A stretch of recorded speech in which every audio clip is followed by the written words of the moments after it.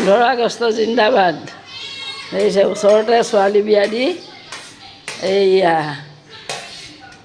আজি আকৌ ভাত খাবলৈ মাতিলে। ৰাতিপুৱা নাস্তা কৰিলোঁ, এইবাৰ আকৌ ভাত খাবলৈ মাতিছে। এইয়া বিয়নীয়ে বিলাই আছে, এয়া আমি খাওঁ। এতিয়া বেলেগ বেলেগ তৰকাৰী, এয়া প্ৰভুক এয়া লাও তৰকাৰী বনাই দিছে, আমি লাও তৰকাৰী, এইয়া সৰিয়হৰ তৰকাৰী বাকীবিলাকৰ। বাৰু ৰাইজ আপোনালোকে খালে চাগে? বাৰু প্ৰভু কেনে হৈছে? তুমি বনাইছা বোলে ভাত? ভাত মই বনাইছোঁ, বেয়া হৈছে নি?